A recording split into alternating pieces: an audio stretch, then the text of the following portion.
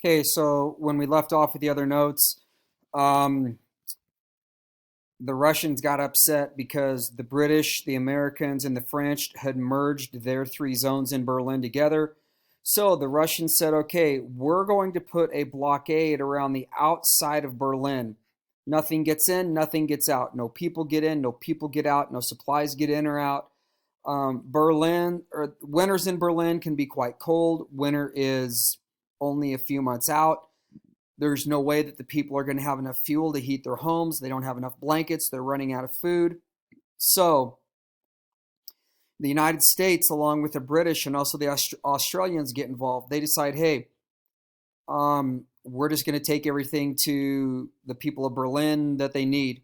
So these three countries start flying sorties over Berlin, and they start dumping everything out of the planes. Anything you can think of. Initially it's food, it's blankets, it's medicine. It gets to the point where more supplies are in the British, American, and French occupied part of Berlin as a result of the Berlin airlift as there was before the Berlin airlift started. And the Russians thought there's no way that they can keep this up for very long. It went on for 1 week, 2 weeks, 3 weeks. It's still going on every day, multiple times a day. Parachutes are falling from the sky. It goes on then for a month, 1 month, 2 months, 3 months. Again, the Russians say there's no way they're going to keep it up. 6, 7, 8 months. It's still going on. And the people of Berlin are living life like the blockade didn't even exist. They have so much. It got to the point where they were literally airdropping Volkswagen Beetle cars to the people of Berlin if some had requested them.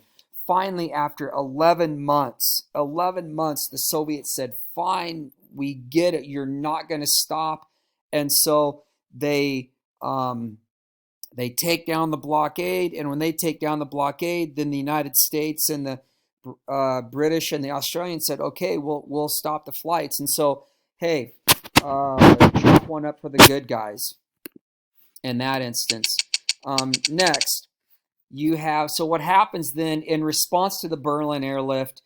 Um, the United States, along with the countries of their allies in Europe, said we're going to form what's called the North Atlantic Treaty Organization. Basically, it's an alliance. If something happens to one of the countries that are part of the alliance, the other ones are going to come to their aid.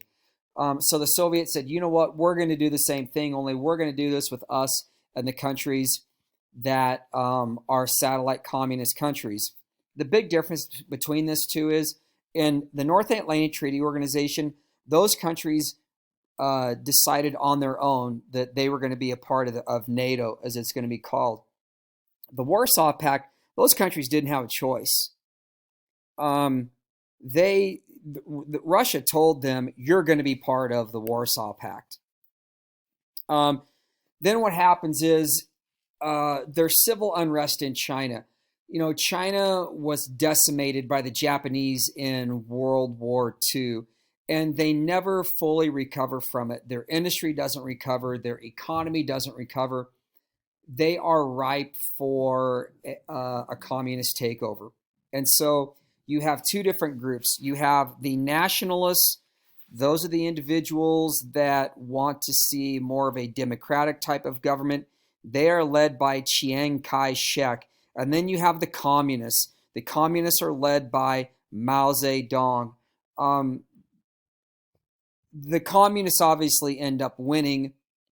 And one of the main reasons is because China and Russia share a border.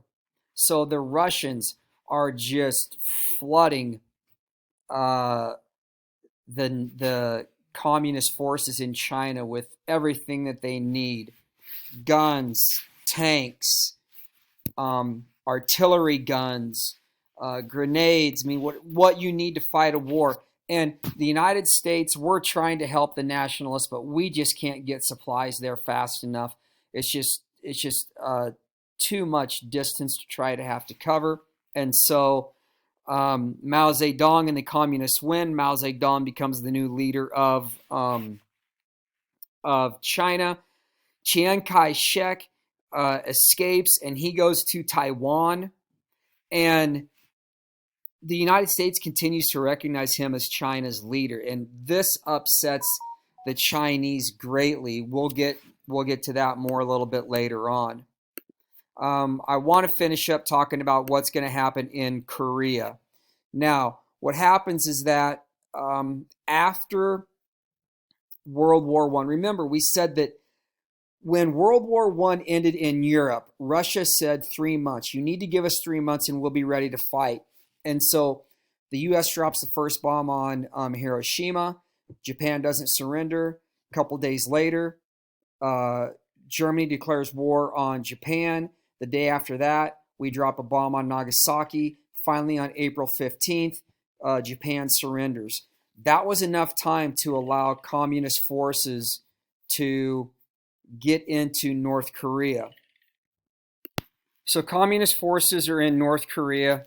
In South Korea, the United States, we kind of handpick a guy by the name of Syngman Rhee to be in charge of South Korea. The problem is, and this is going to be a problem the United States has, it seems like every time we handpick someone to lead a nation, they end up doing worse than if the people of the country would have just chosen the person themselves. So Syngman Rhee, the problem with Syngman Rhee is the guy is not the most stable individual. So why in the world the U.S. chose him, I don't know.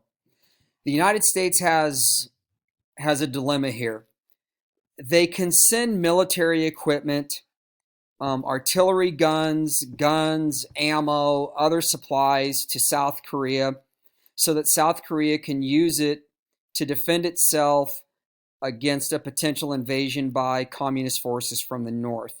The problem is Syngman Rhee might use that equipment, those supplies, to attack North Korea. That's not why it's getting sent there. It's getting sent there simply for defense purposes.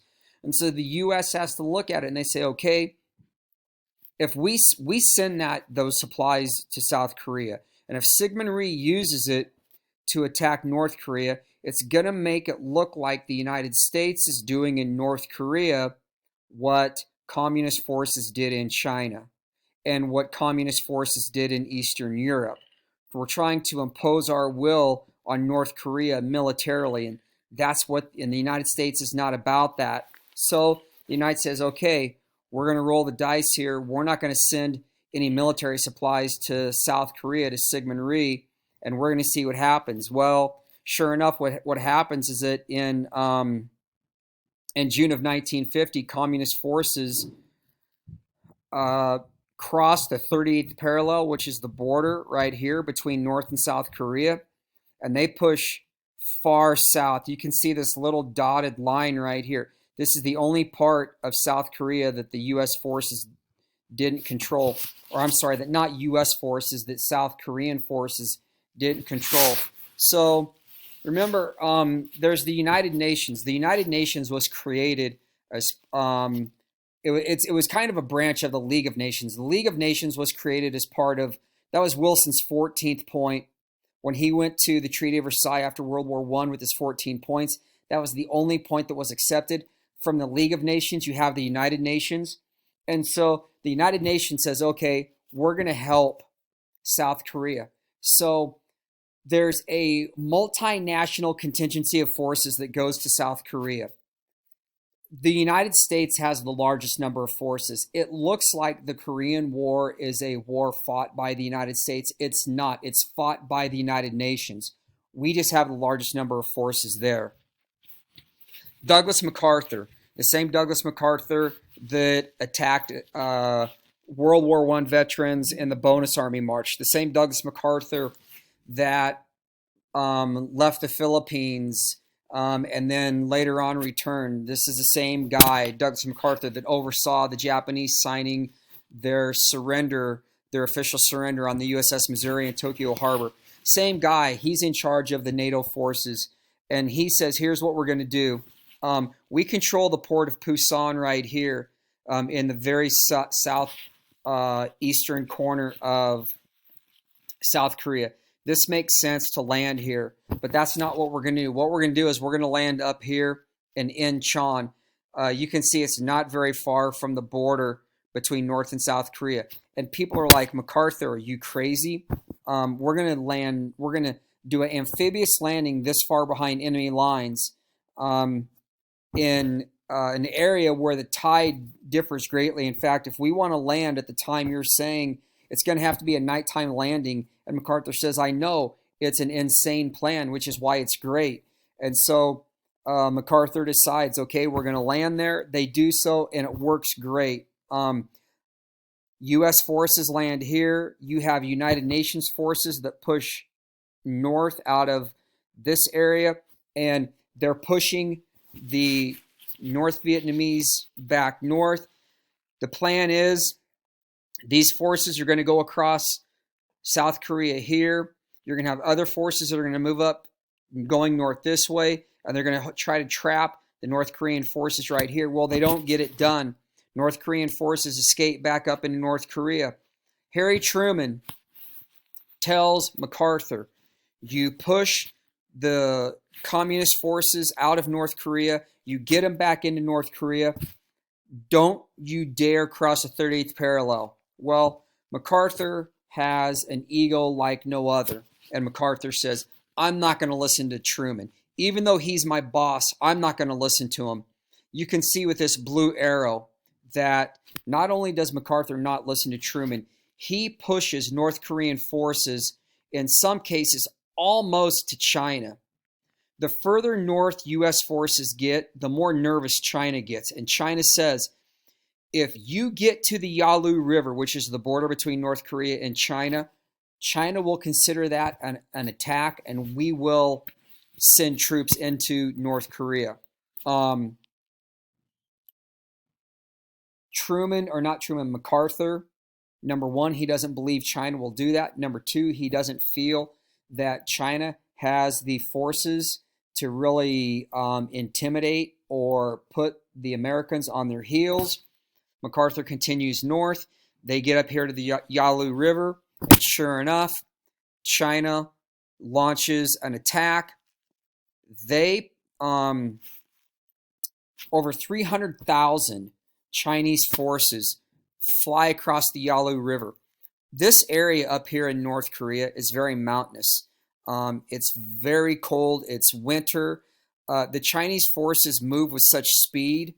They go right past the U.S. forces, and U.S. forces actually have to fight to get back on their side. They're up here and they're behind enemy lines. What ends up happening is the Chinese forces push U.S. forces south of the 38th parallel. United Nations launch an attack. They push the Chinese forces back north. And when this is all said and done, when a peace treaty or an armistice, a ceasefire is finally signed, the 38th parallel remains the border between North and South Korea. The only thing that was accomplished is 33,600 Americans killed. That's just Americans. That doesn't take into account the number of South Korean civilians, North Korean civilians, North Korean military, Chinese military, South Korean military, and all the European countries that had forces there. You're talking about probably in excess of 2 million people that die. And here's the thing. If MacArthur listens to Truman and only pushes communist forces back across the 30th parallel, the number of dead is a fraction as to what it is. MacArthur gets fired because he doesn't listen to Truman, and MacArthur returns to the United States to a hero's welcome. There is a huge ticker tape parade in New York City, and all this does is boost MacArthur's ego even more. What we're going to start with then later on in section 2 is we're going to talk about the Cold War at home and the Rosenbergs. That is in a different video.